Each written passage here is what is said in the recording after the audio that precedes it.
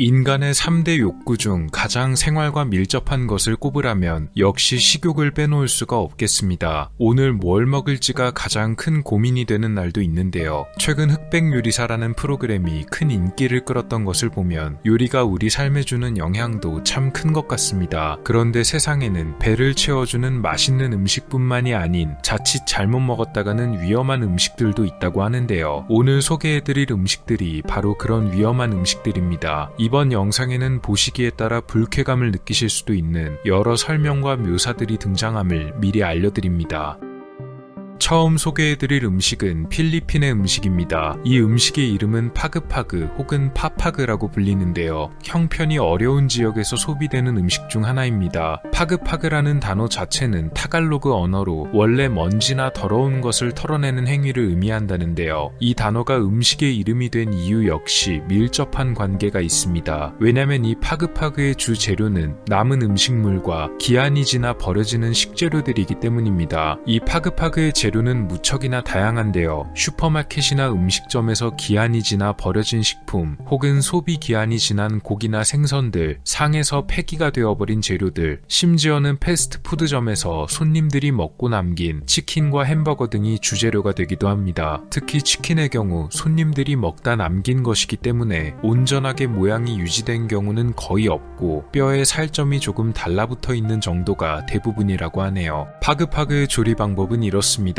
먼저 재료를 준비해야 하는데요. 재료는 앞서 말씀드렸듯이 버려지는 음식물이기에 대개는 가게의 쓰레기통이나 혹은 근처의 쓰레기 처리장에서 조달되는 경우가 많습니다. 사실 이렇게 구해진 재료들에서 그냥 더러운 것만 털어내고 먹어도 파그파그라고 부른다고 하네요. 다만 조금 더 조리를 거치는 경우가 더 많습니다. 파그파그 스튜의 경우 재료를 통 안에 넣고 물로 씻어낸 다음 향이 강한 채소를 넣고 함께 볶는다고 합니다. 이것은 재료의 상한 냄새를 잡기 위해서라고 하네요. 그리고 토마토, 소금과 후추를 비롯한 각종 조미료를 넣고 오랫동안 끓여내면 파그파그 스튜가 완성된다고 합니다. 치킨의 경우는 재료를 씻어낸 뒤에 기름을 두르고 그대로 튀겨내기도 한다고 합니다. 실제로 먹어본 사람들의 말에 의하면 재료의 정체만 모른다면 맛은 그럭저럭 괜찮다고 하네요. 당연히 다른 사람들이 먹다 남겨버린 음식이거나 상에서 버려지는 음식물, 찌꺼기 등이 대부분이기에 위생적으로도 매우 좋지가 않다고 합니다. 이 파그파그가 주로 소비되는 지역은 말씀드렸듯이 필리핀에서도 무척 형편이 안 좋은 곳이며 놀랍게도 이 파그파그를 돈을 받고 판매해서 얻는 수익으로 생계를 이어나가는 사람들도 있을 정도라고 하네요. 그러니까 이 파그파그의 수요층이 꽤 많은 편이고 또한 소비가 확실한 음식이란 것입니다. 필리핀의 정부기관인 국가빈곤퇴치위원회에서는 이 파그파그를 잘못 먹었다가는 영양실조와 간염, 장티푸스, 콜레라에 걸릴 수도 있고 당연히 건강에 큰 지장이 간다고 경고했습니다. 공식적으로는 판매나 제조를 금지시켰지만 그렇다고 일일이 모든 지역을 단속할 수도 없는 데다가 저렴한 가격으로 배를 채워야 하는 사람들의 수요가 많아서 파그파그가 만들어지는 것을 막을 수는 없었다고 합니다. 그래서 내놓은 아이디어가 있었는데요. 제로 웨이스트 캠페인, 이른바 음식 남기지 않기 운동입니다. 그러니까 음식을 먹고 남기지 않거나 혹은 유통기한이 지난 재료를 버리지 않으면 배출되는 음식물 쓰레기의 양이 줄어들 것이고 그렇게 하면 파그파그를 만들 수가 없으니 자연스럽게 제조를 막을 수 있을 것이란 생각이었습니다. 그런데 이 캠페인은 또 다른 문제에 봉착하게 되었는데요. 바로 파그파그가 기아 감소율에 도움을 주고 있다는 주장이었습니다. 필리핀에서 가장 큰 전국 노동조합인 필리핀 나그카이사 노동조합 회의에서는 이 파그파그가 널리 소비됨으로 인해서 오히려 그동안 굶고 있던 사람들의 기아가 해결되었으며 제로 웨이스트 캠페인을 장기적으로 벌였을 경우 파그파그의 제조는 막을 수 있겠지만 그에 비례해서 기아율이 다시 증가할 것이란 얘기였는데요. 차라리 제대로 된 식량이 공급이 된다면 좋겠지만 애초에 파그파그가 이렇게 널리 퍼지게 된 근본적 이유가 식량 공급과 빈곤이 해결되지 못해 벌어진 일이었으니 굉장히 난처한 상황에 놓이게 된 셈이었습니다. 현재도 파그파그는 여러 지역에서 소비가 되고 있다는데요. 쉽게 해결되기가 어려운 문제로 보입니다.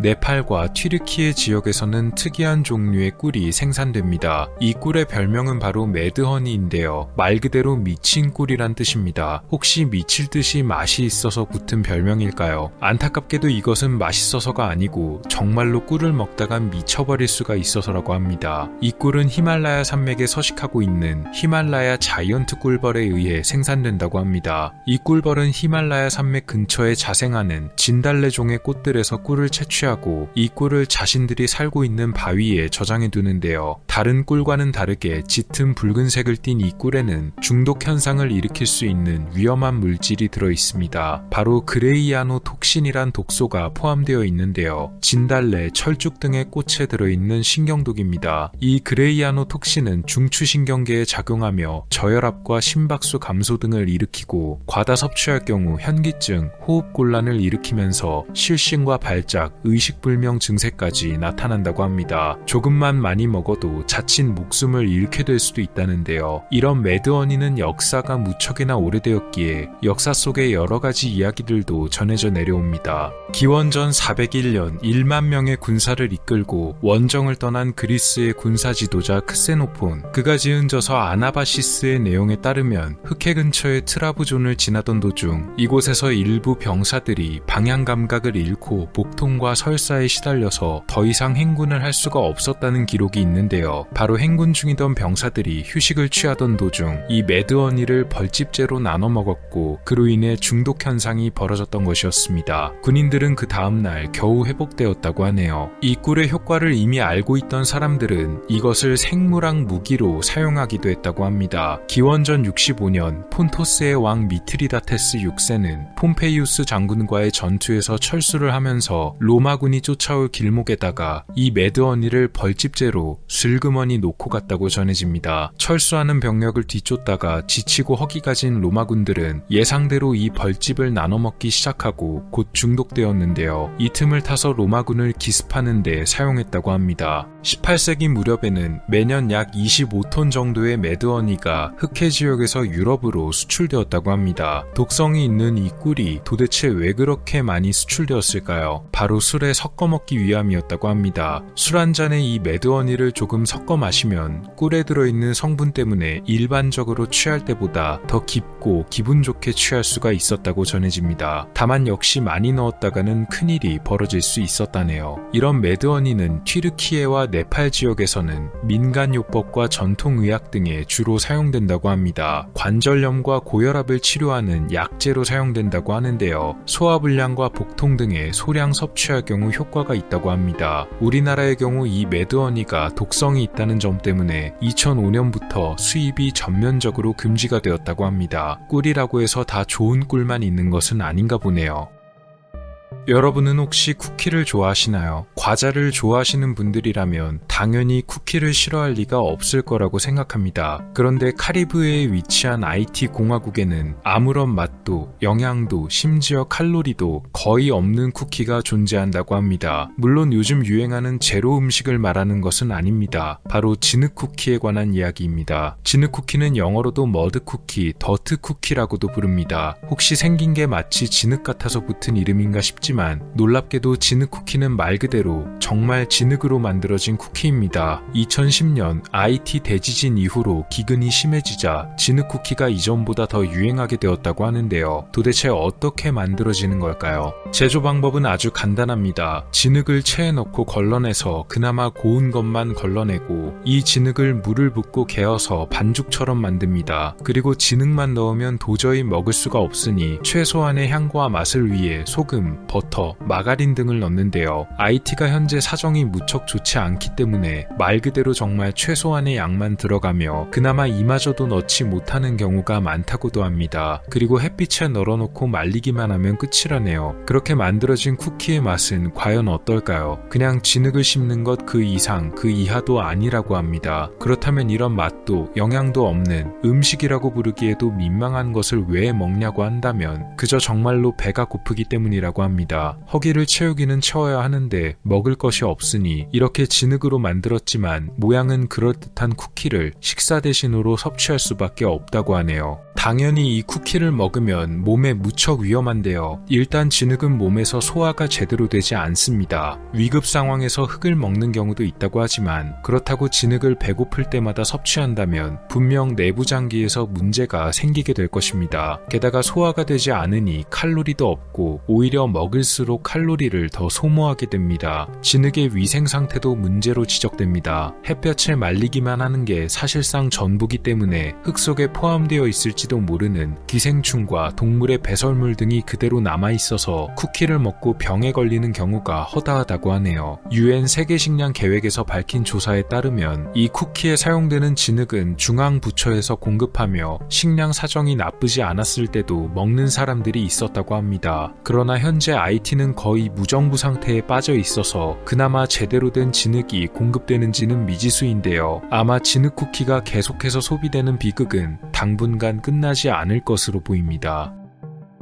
일본의 튀김 요리 기법 중 하나인 덴푸라, 템푸라라고 부르기도 하죠. 일본에서도 덴푸라는 다른 튀김 요리와는 다르게 좀 더 고급진 튀김으로 인식된다고 하는데요. 새우, 오징어 등의 해산물 등과 더불어 각종 야채를 튀겨내기도 합니다. 그런데 오키나와에는 이런 덴푸라들 중에서도 가장 특이한 형태의 메뉴가 존재했었다고 합니다. 이 덴푸라의 이름은 바로 모빌 덴푸라인데요. 1945년 오키나와 전투 이후에 극도로 빈곤해진 특수한 환경에서 만들어진 음식이라고 합니다. 모빌이란 수식어가 꽤 특별해 보이는데요. 겉으로 보기엔 별 다를 것이 없어 보이는 이 튀김은 사실 엔진오일, 즉 식용유가 아닌 기계에 들어가는 윤활유 등의 기름으로 튀겨낸 요리입니다. 앞서 말씀드렸듯이 전후의 사정이 급격히 안 좋아져서 이 덴푸라를 튀겨낼 기름이 부족했는데요. 결국 이 기름을 조달하기 위해 고안해낸 방법이 미군 캠프에서 엔진오일 등을 훔치는 것이었다고 합니다. 그래서 이렇게 훔쳐낸 기름을 가지고 각종 재료를 넣어 튀김 요리를 만들었다고 하는데요. 다행이라고 해야 할지는 모르겠지만 이 당시 훔쳐낸 기름이 식물성인 피마자유나 동물성인 고래기름을 사용하기도 했기에 그나마 음식으로 섭취할 수는 있었다고 합니다. 1985년 작가 소토마 하루오가 발간한 책에 따르면 이렇게 훔쳐낸 기계유들에도 등급이 있었다는데요. 이른바 넘버 30라고 불리는 일반 엔진오일은 튀김에는 별로 적합하지가 않았고 점도가 낮은 넘버 10이란 이름의 엔진오일이 이 모빌 덴푸라를 만드는 데 적당했다고 합니다. 그러나 아무리 원료가 식물, 동물이라고 해도 근본적으로는 기계 장비에 사용하는 기름이었기에 튀김을 만들면 강한 냄새와 함께 까만 연기가 피어올랐다고 하네요. 굳이 이런 방법까지 써가면서 만든 이유가 뭐였을까요? 바로 경조사 등에 사용하기 위해서였다고 합니다. 덴푸라는 오봉이나 정월, 결혼식 등의 행사에서 굉장히 고급스러운 메뉴로 대접되었다고 하는데요. 원래는 먹을 수 있는 기름으로 튀겨내 대접했지만 형편이 안 좋아졌다고 해서 대접을 안 할 수가 없으니 그 대용품으로 이 엔진 오일을 사용해서 튀겨낸 모빌 덴푸라를 메뉴로 제공해야만 했던 것입니다. 물론 이렇게 튀겨냈으니 그 냄새가 매우 역했고 그나마 냄새를 참고 씹고 삼켰어도 먹고 나면 구역질, 복통, 설사 등이 일어났으며 심지어 이 모빌 덴푸라를 먹은 사람 중 한 명이 결국 목숨을 잃고 마는 사고가 벌어지기도 했다고 합니다. 2015년 이 모빌 덴푸라의 정체가 궁금했던 오키나와의 모 잡지에서 실제로 이 음식을 재현해보고 맛이 어떤지 알아보는 코너를 기획하기도 했는데요. 진짜로 먹지는 않고 입에 넣어 잠깐 씹은 뒤 뱉어냈지만 이미 입에 넣기 전부터 엔진오일의 향이 너무 강해서 굉장히 역한 기분이 들었다고 합니다. 당연히 현재는 이 음식을 만드는 곳은 없습니다.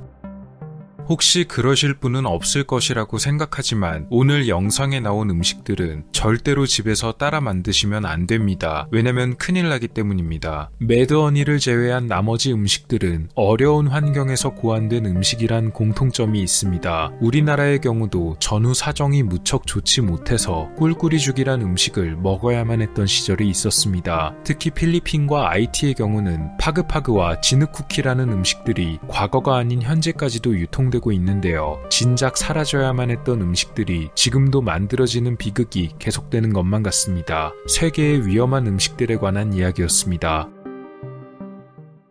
오늘 미스터리 어떠셨나요? 영상을 재밌게 보셨다면 채널에 방문하셔서 더 많은 영상을 시청해보세요. 미스터리 큐브였습니다. 감사합니다.